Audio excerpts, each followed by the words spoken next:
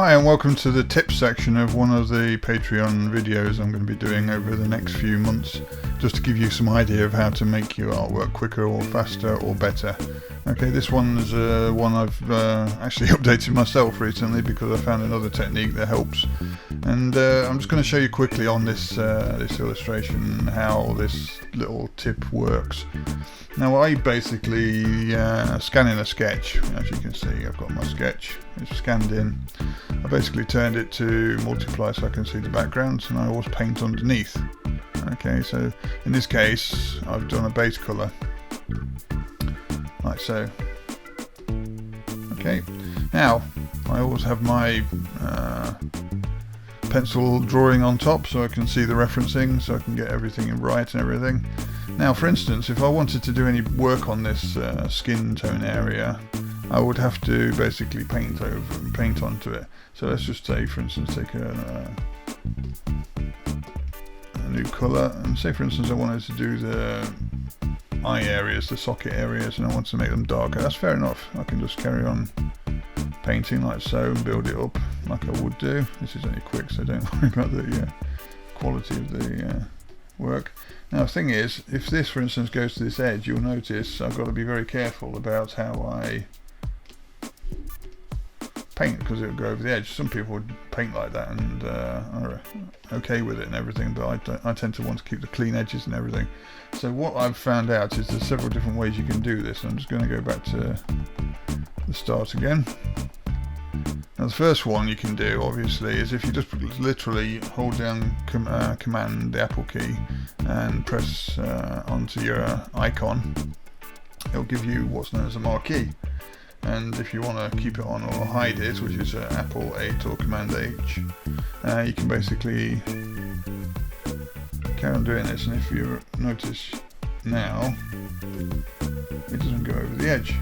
Okay, now that's fair enough, and this is the old way I used to do it. It's a long time ago, and this is how I used to do it when I started painting and everything, and I noticed it was okay, it got the job done. But the thing is, let's say for instance I want to go onto a new layer, and I want to carry on painting over here for instance. I can't, because it's got this marquee.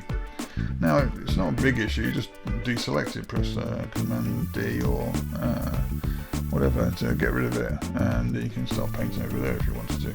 Now the thing is, that's time consuming. This is the whole point of this little trick, is to show you how to speed things up. So what I'm going to do is I'm going to delete that layer.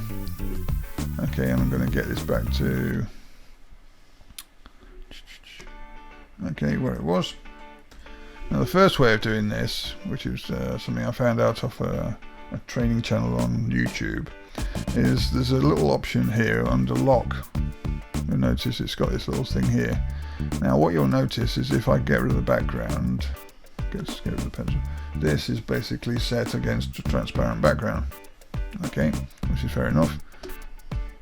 So what this does is it locks those transparent pixels, so you can't actually basically paint on them, and it can only allow you to paint on this area here.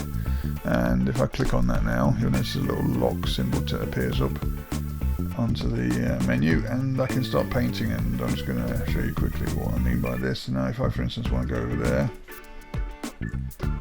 you'll notice it doesn't actually basically paint on that area, this side here, even though there's no marquee, which is quite useful. The thing is, one thing I noticed is, for instance, if you'll notice that some parts of this have actually got slightly opaque areas, and it'll actually retain that opacity, and it also does it exactly to the opacity of the edges as well, so it doesn't do a hard edge, it will actually follow the actual original block accordingly, and keep it exactly the same as it was, which is great. Now that's fair enough, and the good thing about this is now I can then make a new layer and I can carry on painting there, and I don't have to deselect or anything, which is fantastic. Okay, now there is another way of doing this. I'm just going to show you how to do it. I'm just going to put my thing back. I forgot that one. Okay, just unlock it. Okay, now we're back to normal, back to where we were. Now this is the next one. Now let's say for instance you want to keep this as a whole. You don't want to get rid of the base colour, you want to paint on top of it and build it up slowly. So what you would normally do is to basically make a new layer. Sorry, I clicked it too quick. And you would paint on top of it, so you could then just have to paint the base layer. But as I said, this basically does this again, so you don't want to do that. You want to have it so it actually protects it, so you're using the masking area of the actual base tone. Now the way you do this, which is quite fantastic actually, is if you hold down the Alt key, and you'll notice when I go over to the icon for the layer above the one that you want to be masked, it creates this little effect. So only on there, it doesn't happen here, it just happen there. So when you go to the little line, it basically allows you to then do that. What this is doing is it's basically saying this is only this layer is only affected by the area that's available in this area here. So the only thing that's available on there is the skin tone. So what I can do now is I can carry on painting. You'll notice I can't go over the edge, which is great. Yeah. So there's three ways of actually masking off your images. But the thing about this way as well is that you can carry on adding these to the same layer. So for instance, you want to do the eyes separately. Let's just say I'm just going to paint the eyes in. So for instance, you want to do a bit of work down here, and it's on a separate part. As soon as you click that though, you'll notice it basically shows the area outside. So you have to keep it like that to keep it, or you can have to delete it to just throw it away.